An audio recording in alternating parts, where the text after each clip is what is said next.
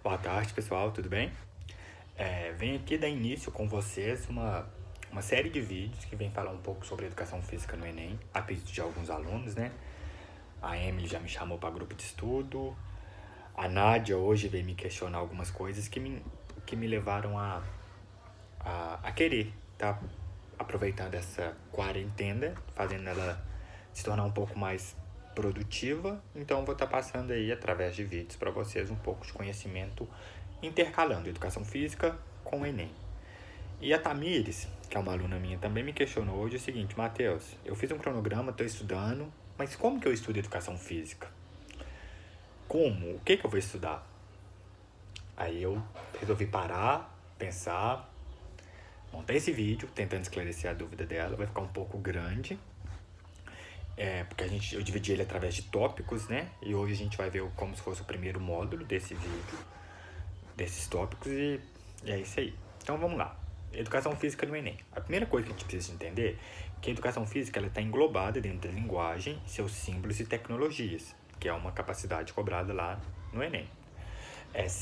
Sempre cai entre 4 e 6 questões relacionadas à educação física. Não quer dizer diretamente esteja falando sobre a educação física, mas são temas que são bem recorrentes, que você pode estar tirando lá do conhecimento da educação física e levando para a realização dessa prova. Geralmente as questões são interpretativas, né? Então, se você conseguir ler e interpretar direitinho, você vai conseguir fazer. Mas se você tiver um conhecimento um pouco maior, pode facilitar a sua vida ao realizar essa prova. Meu computador tá caindo. Ah, esqueci. Se você gostar, deixe seu like, dá uma curtida aí no canal. Então vamos lá.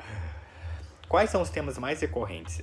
Eu acompanho bastante em relação à educação física no Enem, né? Tanto nos anos que eu fiz a prova, e tanto quando eu não faço, assim que sai a prova, eu já vou lá, já busco, já vejo que caiu relação à educação física, para ver se está com uma coerência com aquilo que eu passo para os meus alunos.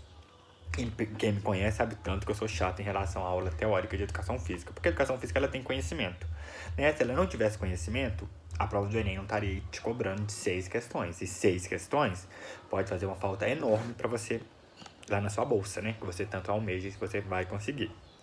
Então vamos lá, quais são os temas mais recorrentes? O que mais cai de educação física nesses últimos anos? Educação física é um conteúdo muito amplo, conforme todos os outros conteúdos, mas eu tenho percebido que começou-se a padronizar alguns temas, e desses temas sempre vem caindo, de 2009 para cá sempre vem caindo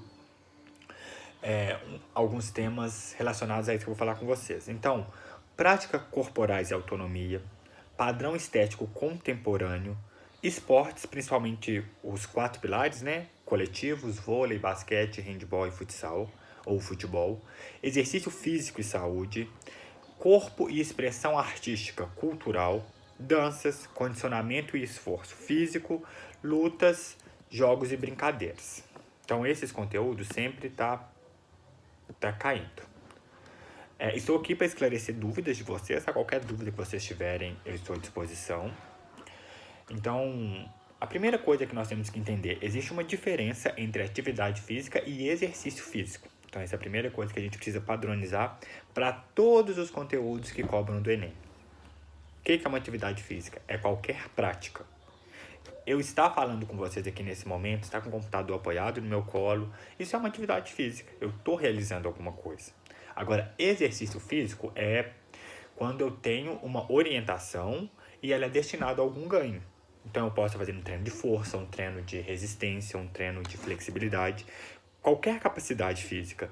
Então, existe essa diferença e a gente precisa deixar bem claro. Atividade física é qualquer prática. Exercício físico é quando eu estou destinado a alguma coisa e geralmente tem alguma orientação para estar realizando, tá ok? Então, tendo feito isso, a gente vai partir para práticas corporais e autonomia, que é tá lá em um daqueles temas que eu falei com você sobre o que mais cai no Enem. Então, vamos lá. A gente começa com o impasse de atividade física e tecnologia, né? A gente precisa acompanhar a tecnologia, né? Mas essa tecnologia, ela tá afetando a atividade física de alguma forma, né? E nem sempre positiva. Algumas vezes está aumentando aí o número de sedentarismo, principalmente no nosso país, que já é alto, por sinal, né? Entretanto, nessa nova nomenclatura, nós passamos por uma mudança na nossa base curricular da educação. E na educação física, para minha surpresa, um dos primeiros conteúdos a trabalhar lá no sexto e sétimo ano, para esse ano, foi jogos tecnológicos. Levar a tecnologia para dentro das aulas de educação física. Mas com um objetivo um pouco escondido, né? Fazer um paralelo com os alunos sobre entender que isso está acarretando o aumento do sedentarismo no nosso país. Então, é interessante a gente ter essa concepção também de atividade física e tecnologia. O aprendizado motor, ele está diretamente ligado ao aprendizado cognitivo, ou seja, eu realizar práticas com o meu corpo é comprovado cientificamente que vai fazer com que eu aumente a minha capacidade de, por exemplo, aprender matemática, história, geografia. A Geisiane fala sempre isso nas aulas dela, eu acho ótimo. Ela sempre liga a educação física com a área da matemática, até por estar no mesmo, a mesma parte do cérebro que trabalha essa competência e tal. Beijo, é isso. Voltando aqui no nosso assunto, eu vou fugir algumas vezes, tá, pessoal? Para não ficar uma coisa tão cansativa. Tem muito a ver com lazer. Então, práticas corporais e autonomia tem muito a ver com lazer. É aquilo que você vai aprender na escola, vai desenvolver na escola, mas vai executar fora dela, vai levar para sua vida quando você não for mais um aluno, por exemplo. Então, isso é o que o nosso Ministério da Educação pede em relação a práticas corporais de autonomia, que o aluno tenha a capacidade de sair da escola e desenvolver lá fora aquilo que ele aprendeu dentro da escola, na área de educação física, tá, pessoal? Diretamente falando. Então, o Ministério da Educação ele espera isso, que o aluno saia do ensino médio preparado para continuar sozinho a prática de atividade física e trabalhar, entre outras coisas, a socialização. O aluno precisa se tornar ativo. E qual que é o intuito disso? Que a gente começa a trabalhar a prevenção da saúde.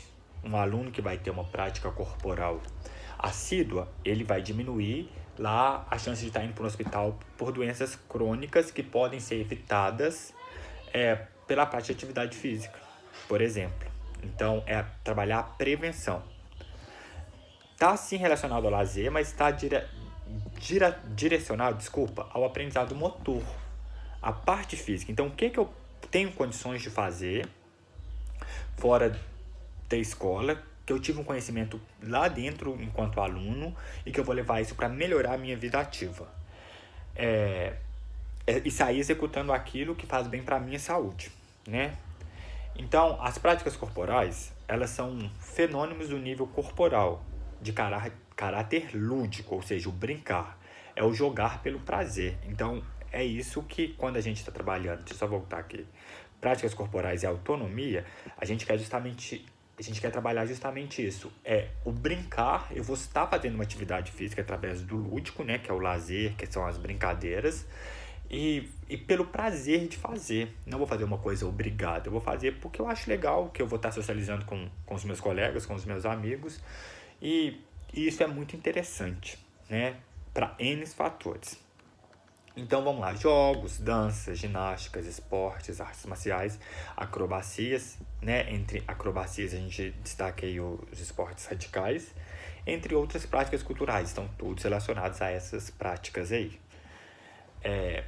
Agora eu quero que vocês deem uma pausadinha no vídeo, aí, vocês vão procurar pra mim, eu não vou deixar o link aqui, tá? Vocês vão procurar pra mim, por favor, a questão do Enem de 2013, e a gente vai debater ela. Então, o que eu quero que vocês façam antes do debate? Pausa o vídeo, vai lá, pesquisa aí, questão do Enem 2013. O tema da questão é adolescentes mais altos, gordos e preguiçosos. Você vai fazer essa questão aí, vai me mandar a resposta, e depois que você fizer a questão, você vai continuar o vídeo aí e vai ver se a gente conseguiu chegar no mesmo consenso, tá? Eu acho assim mais fácil, porque se eu tiver que ler o texto aqui, ele é muito grande, muito extenso, então eu prefiro que você faça aí, sem colar a resposta, por favor, faça aí e depois só me responde qual alternativa que é. Depois disso, volta pro vídeo, e agora eu vou debater um pouco sobre essa questão.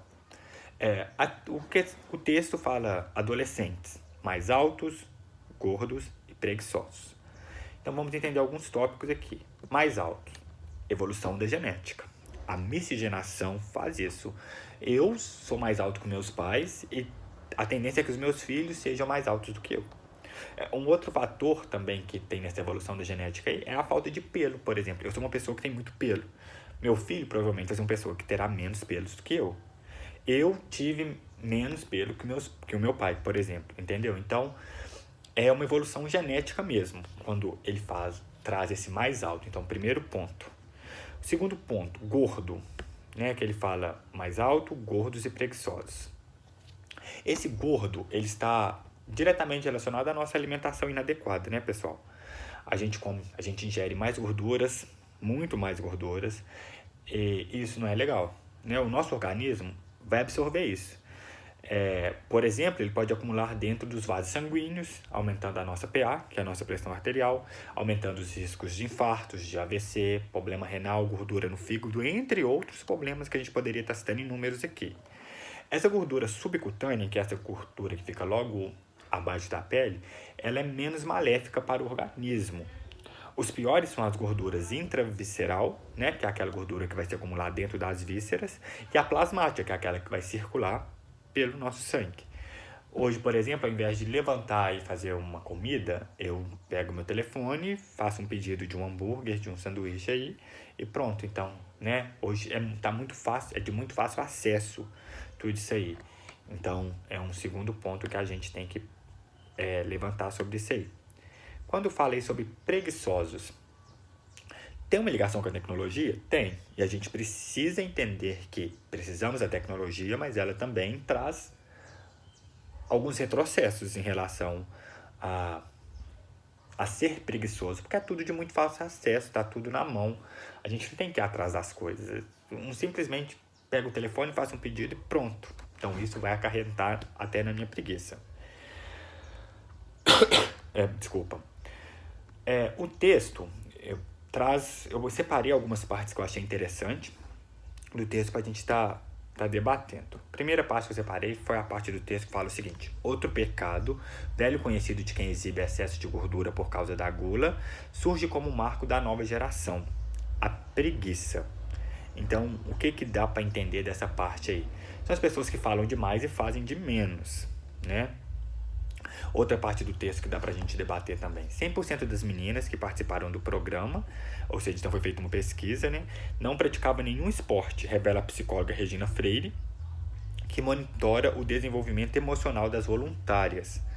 Ou seja, ela relacionou o desenvolvimento emocional com a prática de algum esporte, aquele que a gente falou lá em cima, né? O cognitivo, o motor está diretamente relacionado ao cognitivo. Aí a gente volta lá na preguiça, na gula, na obesidade, que é o que vai acontecer com essas pessoas que não realizam nenhuma prática de atividade física. Uma outra parte do texto: os adolescentes já estão sofrendo com hipertensão e diabetes.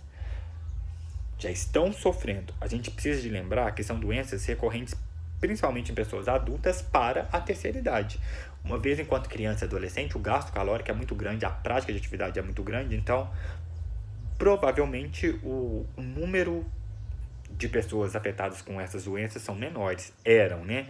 Infelizmente, isso tá chegando o texto nos afirma isso, né? Que os adolescentes já estão sofrendo, ou seja, é uma coisa que está chegando para esse público também. Então, ele fala de hipertensão e diabetes. A gente precisa ter um conhecimento, nem que seja pequeno, sobre o que é uma hipertensão e o que é uma diabetes. O que é uma hipertensão?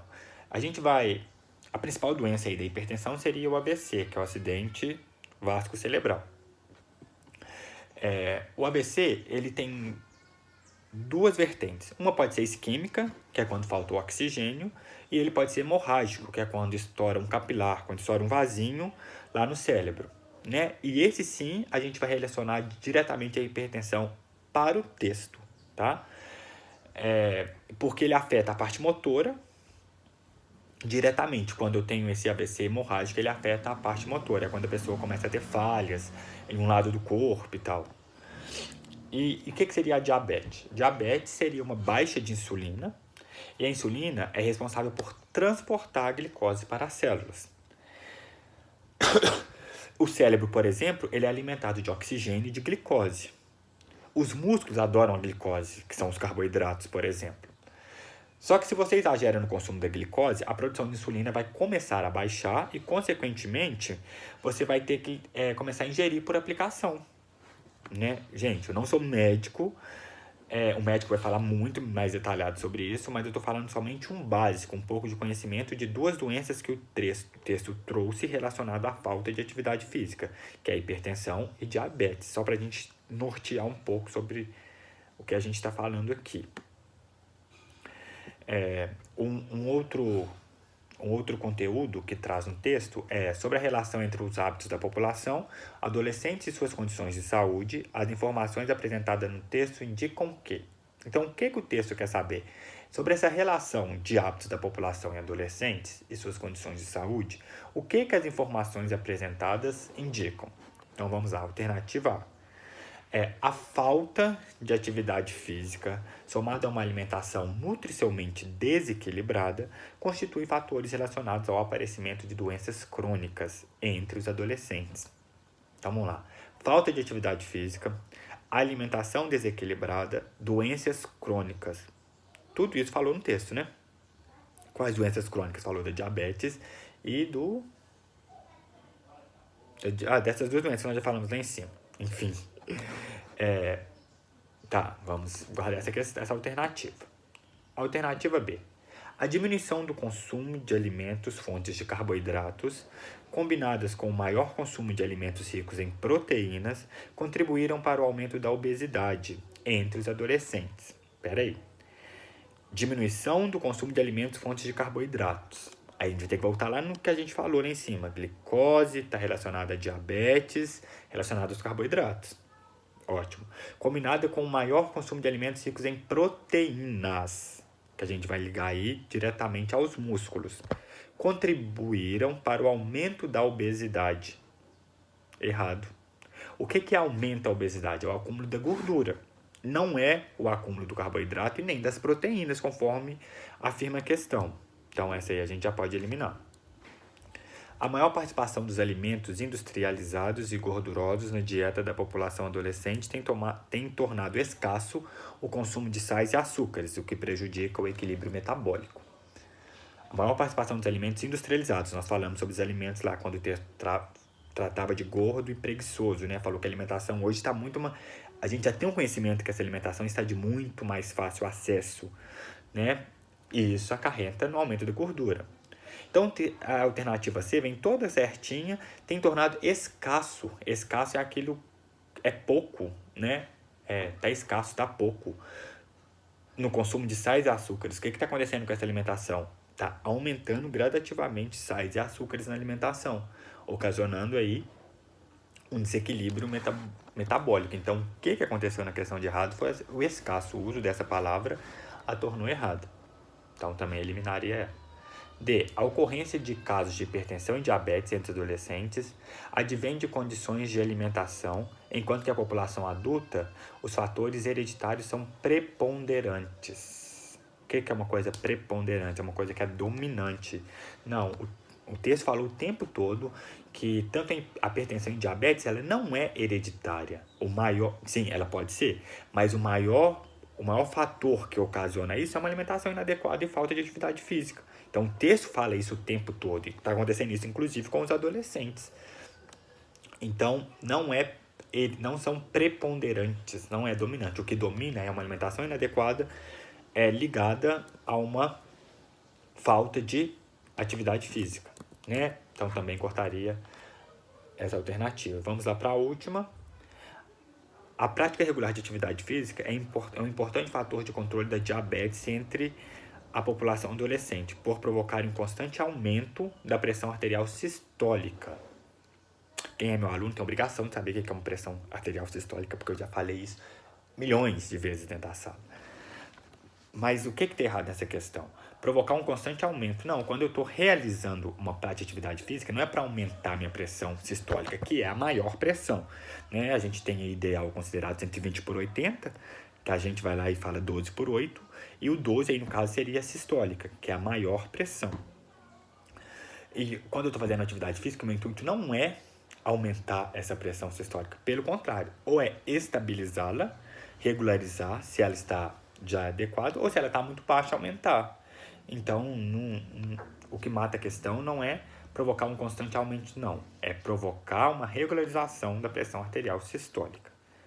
Pessoal, então, esse primeiro tema que eu trouxe pra gente trabalhar hoje, que são as práticas corporais e autonomia, em resumo, o que ele é? Eu preciso sair da escola, o aluno precisa sair da escola com condições de dar continuidade àquilo que ele aprendeu, principalmente em relação às atividades físicas. Por quê? Porque isso ele vai diminuir o risco de ser uma pessoa que vai estar frequentando uma fila de hospital, por exemplo. Diminuindo, tá? Não quer dizer que se eu fizer uma atividade física eu não vou ter uma doença e ter que ir no hospital, não é isso. Mas eu vou diminuir. É trabalhar com a prevenção. Então, práticas corporais de autonomia é isso. O aluno aprendeu na escola e vai levar para a vida. Então, a alternativa que é correta da questão do Enem de 2013, a primeira questão que veio falando sobre educação física que eu separei para a gente trabalhar é a alternativa A. Espero que vocês tenham acertado. Se você gostou, deixe o seu like, curte o canal, mande beijo. E é isso aí. Espero que tenha esclarecido esse primeiro tópico aí para vocês. Até o próximo.